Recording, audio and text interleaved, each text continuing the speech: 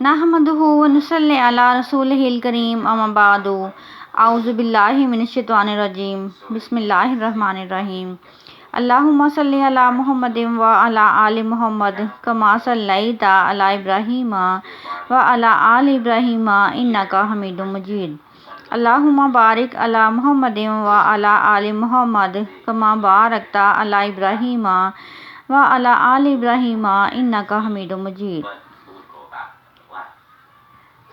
آج ہم آیت 23 کے بعد تلاوت کریں گے سورہ النور کی، نیز اس کے سورت کا پس منظر اور اس کا خلاصہ جانیں گے۔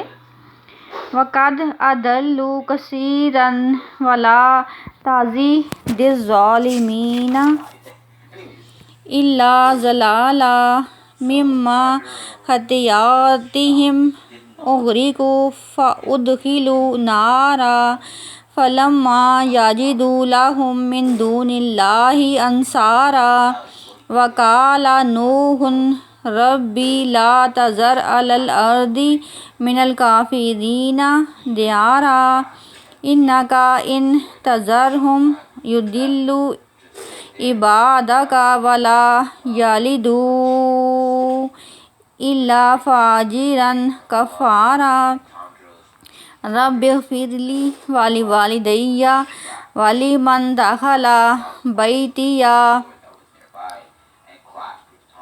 مؤمنا وللمؤمنین والمؤمنات ولا تزد الظالمین الا تبارا۔ صدق اللہ العظیم۔ تلاوت میں کی گئی غلطیوں کو اللہ تعالیٰ درگزر فرمائے اور ہمیں درست طریقے سے پڑھنے کی توفیق عطا فرمائے۔ سورۃ النور کا پس منظر اس طرح سے ہے، جو کہ قرآن پاک کی 71 نمبر کی سورہ ہے۔ ہم نے نوح علیہ السلام کو ان کی قوم کے پاس بھیجا اس پیغام کے ساتھ کہ اپنے لوگوں کو خبردار کر دو قبل اس کے کہ ان پر ایسا دردناک عذاب آ جائے جو کہ وہ برداشت نہ کر سکیں۔ نوح علیہ السلام نے کہا، اے میری قوم کے لوگوں، میں تمہارے لیے ایک صاف صاف خبردار کر دینے والا پیغمبر ہوں۔ تم کو آگاہ کرتا ہوں کہ اللہ کی بندگی کرو، اس سے ڈرو اور میری اطاعت قبول کرو۔ اللہ تمہارے گناہوں سے درگزر فرمائے گا، تمہیں ایک وقت مقرر تک باقی رکھے گا۔ حقیقت یہ ہے کہ اللہ کا مقرر کیا ہوا وقت آ جاتا ہے تو پھر اسے ٹالا نہیں جاتا۔ کاش تمہیں اس بات کا علم ہو۔ انہوں نے عرض کیا، اے میرے رب، میں نے اپنی قوم کے لوگوں کو دن رات پکارا مگر میری پکار کا انہوں نے جواب نہ دیا، بلکہ ان کے فرار میں ہی اضافہ ہوا، اور جب بھی میں نے انہیں بلایا کہ تم معافی مانگو تو انہوں نے کانوں میں انگلیاں ٹھونس لیں اور کپڑوں سے منہ ڈھانپ لیا اور اپنی روش پر اڑ گئے اور بڑا ہی تکبر کیا۔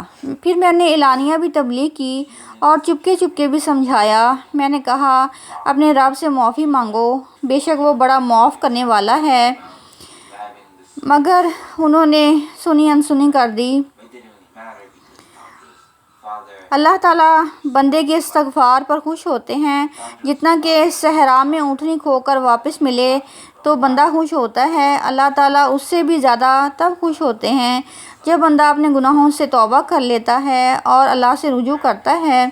انسان کو ہر حال میں اللہ تعالیٰ کی طرف رجوع کر لینا چاہیے، اپنے گناہوں کی معافی طلب کر لینی چاہیے، اللہ تعالیٰ کی عظمت کو نہیں جھٹلانا چاہیے۔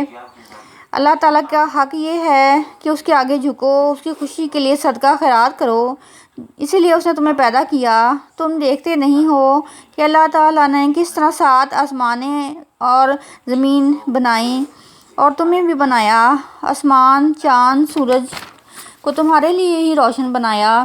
اللہ تعالیٰ نے کس طرح سے پودے کی طرح تمہارے جسم کی نشو و نما کی، تمہیں آزاد بنایا، اور یہ کہ اللہ تعالیٰ انسان کو پھر سے زمین سے اٹھا کھڑا کرے گا۔ اللہ تعالیٰ نے تم کو زمین ایک فرش کی طرح دیا تاکہ تم اس پر چلو، اپنی ضروریات کو پوری کرو۔ نوح علیہ السلام نے یہ کہا کہ میں نے اپنی قوم کو تقریباً 1000 سال سمجھایا مگر انہوں نے میری بات رد کر دی، اور انہوں نے رئیسوں کی پیروی کی جو کہ مال رکھتے تھے، اولاد رکھتے تھے، اور یہ سب کچھ پا کر وہ زیادہ نامراد ہو گئے۔ سرکش ہو گئے، بڑے بڑے بھاری مکر و فریب کے جال میں پھنس گئے، ہرگز اپنے معبودوں کو نہیں پہچانتے تھے۔ صرف 5 لوگ تھے یا کچھ لوگ تھے جو قوم نوح کے، جو کہ بڑے مقدس بن گئے تھے، اللہ کو چھوڑ کر کسی اور کی پوجا کرتے تھے۔ جب نوح علیہ السلام نے کہا کہ یہ نہیں مانتے، میری تبلیغ کا انہوں نے اثر نہیں لیا، تو اللہ تعالیٰ نے حضرت نوح علیہ السلام کی بد دعا اپنی قوم کے حق میں قبول فرما لی اور ان کو برزخ کے عذاب کا مستحق بنا دیا۔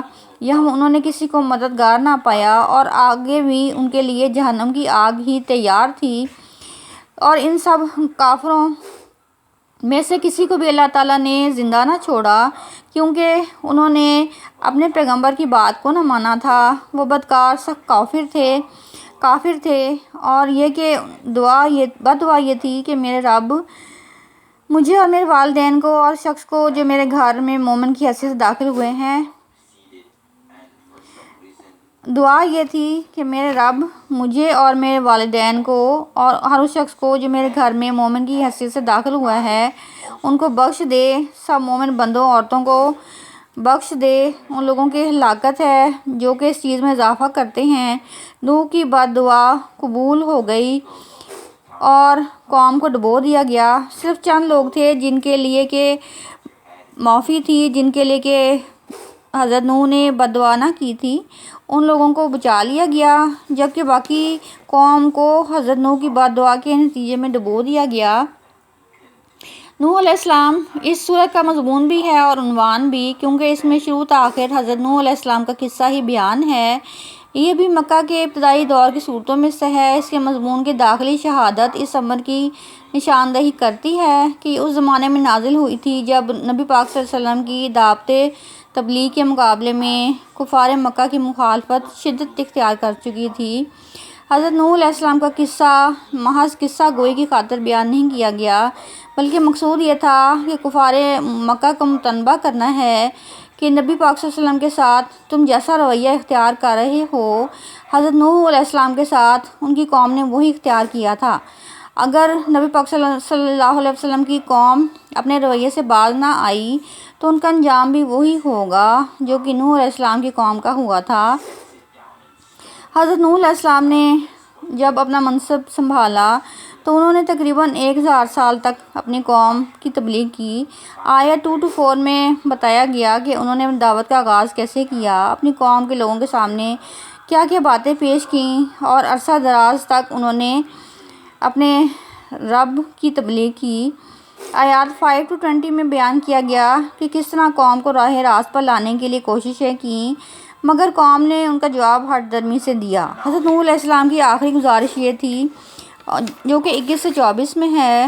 انہوں نے یہ بتایا کہ یہ قوم میری تمام باتوں کو قطعی طور پر رد کر چکی ہے اور اپنے لگامیں رئیسوں کے ہاتھ میں دے چکی ہے، وہ بہت ہی مکر و فریب کے جال میں پھنس چکے ہیں، اب مجھے ان کی طرف سے کسی ہدایت کی امید نہیں۔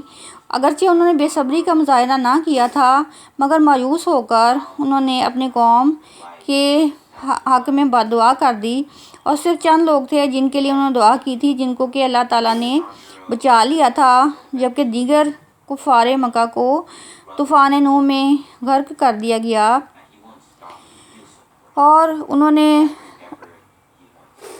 اپنے رب سے بد دعا کی، جس کے نتیجے میں ان کی قوم پر خدا کا عذاب نازل ہو گیا تھا۔ سورۃ نوح کو پڑھنے کے کچھ فوائد ہیں۔